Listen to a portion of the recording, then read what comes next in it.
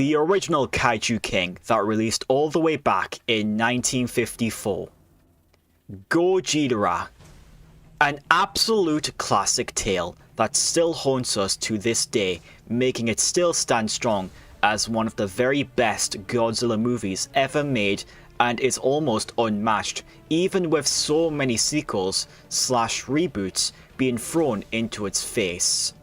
The daunting messages of nuclear testing was a very strong statement for its time, as it shows that it leads to serious consequences.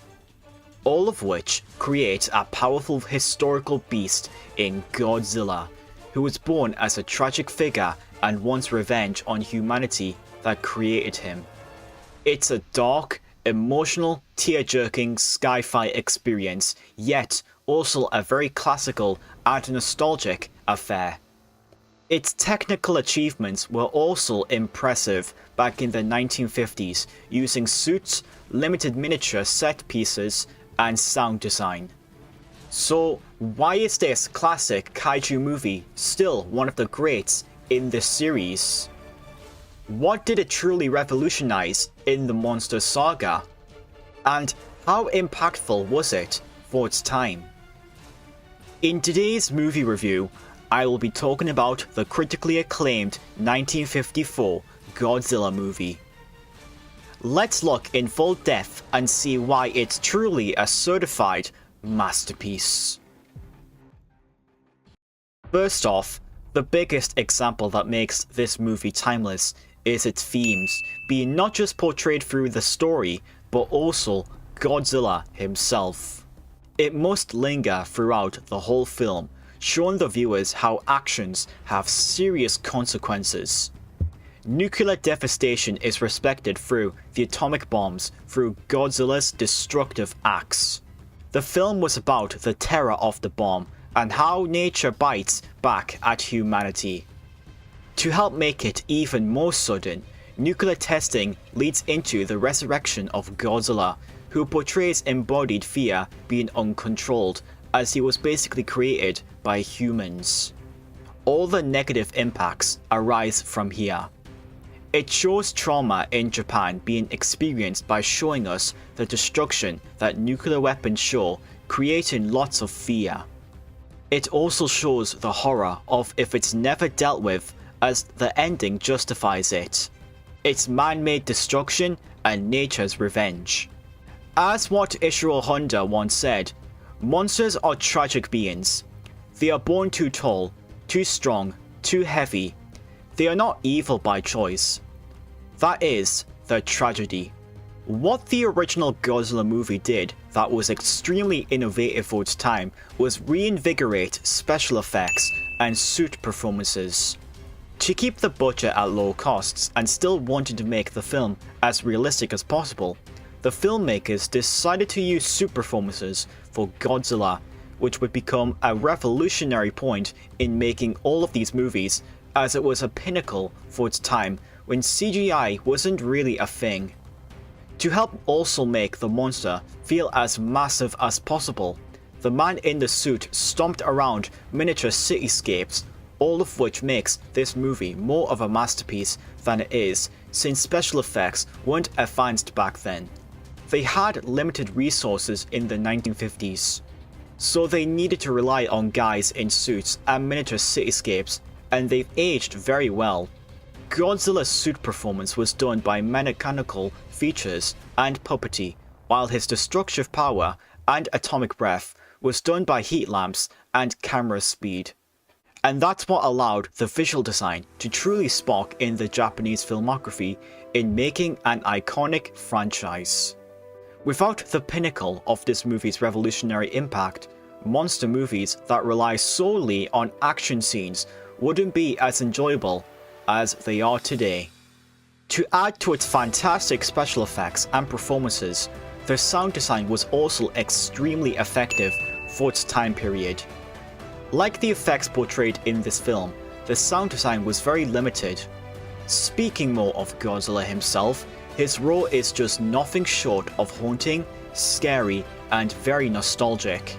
His original sound effects were actually created by the film composer Akira Ifukube, To make it, he used a leather glove coated in pine tar resin and rubbed it against the lower string of a double bass. It was then manipulated with echo sound effects, speed, and even a hint of animal sound noises. There were also moments where the roar was pitched in high and low variants to make the roar. And after mixing the final touches, Godzilla's iconic roar is born. Using instruments for monster roars were very special for its time because they would become trademark roars for other kaijus like Godzilla. Furthermore, Godzilla's design in film looks amazing, being scared and burned, showing the visual representation of his birth and the victims. Not only did this movie revolutionize special effects, but it also revolutionized sound design. The cinematography in the original Godzilla movie is extremely great and also very eerie as well.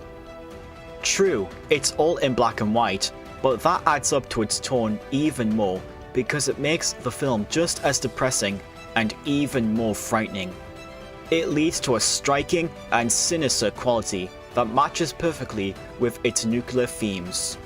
They also needed to ensure that it matched the sheer presence and realism of Godzilla himself and showcasing the humans being affected by the experience. It also adds up to the atmosphere by showcasing the intense scenes of devastation. And the pacing is great for an hour-and-a-half sci-fi flick, as it's very suspenseful, revealing the human cost of the events. This movie is so much better in black and white, especially with the tone it's going with. It would have just been a standard experience if it had been in colour otherwise. And also the shots that were done to show the post-atomic bomb tragedy and the aftermath of Japan after the war. It's one of the strongest aspects of the film, identifying its place as a timeless masterpiece. Finally, this movie is obviously a landmark in cinema because it was the birth of everyone's favourite fire-breathing reptile, Godzilla. Not only did it kickstart an iconic series of films, but it also brought in the needed elements to make it thrive even more. For starters, it proved that human characters are just as good as the monsters in film, having plenty of well-written ones like Zirasawa. The music score is also timeless, composed by the legendary Akira Ifukube. Godzilla's main theme became the standout here, as it originally started off as the military march, but quickly became used with similar notes, and it is now the most legendary theme in Godzilla history, showcasing the king of the monsters in all of his glory. Akira Ifukube is an honourable music composer that will never be forgotten as his legacy continues to live on in these movies. The film also defined actors in suits and miniature sets as they would be used for the future eras like Heisei and Millennium. And everything else about this movie is extremely revolutionary. Without its existence, monster movies wouldn't be the same today, and the entire Japanese industry probably wouldn't have found its culture that it is known to having today, with loads of franchises, manga, anime, and kaiju movies. The 1954 Godzilla movie is simply a classic. Enough said. It's Godzilla. What more do you need me to say? Despite being in black and white and releasing at a time where movies weren't commonly known back then, it still emerged as a major influence to the monster genre. The themes of war was done so well for its time because they not only could put a haunt on those affected by it, but also a hint on just how terrible it really was back then. The special effects were groundbreaking, paving the way for classic 1960s, 70s, 80s, even 90s flicks involving kaijus. The sound design is also amazing, with Godzilla's roar being very iconic and showing that every iconic monster must also have an iconic roar to show its popularity. The cinematography is haunting for a 1950s movie, and it also was just the beginning of a legendary series. Furthermore, the music, characters, story, visual effects, and performances are really amazing as well. Its status makes it almost unmatched in the Godzilla series. It's truly a remarkable Japanese achievement, inspiring many other big monster movies and thrillers. If you want to start somewhere in the fandom, you can learn best how Godzilla was made in the iconic 1954 movie, and you will love every moment of it before it's all over. Film actors these days are trash, but Godzilla is one of the last few good original actors that still entertains us even today. The original Godzilla movie is a timeless classic that should not be missed. A sentimental creature feature. Godzilla is classical sci-fi at best, but the potent and sobering messages of nuclear testing are immensely awe-inspiring and make it a poignant, tear-jerking experience. My final score for this Japanese masterpiece is a 10 out of 10 and a grade S. It still remains strong as one of the best movies in the series, and it will always be remembered in the history books for Godzilla.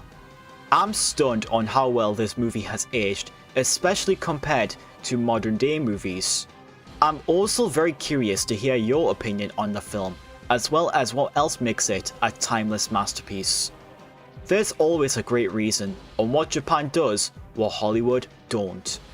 But with that being said, leave a like on this video if you guys did enjoy my review on the original 1954 Godzilla film, and also remember to subscribe if you are new and hit the bell icon to see more content on my channel. Thank you guys so much for watching, and I'll catch you all later.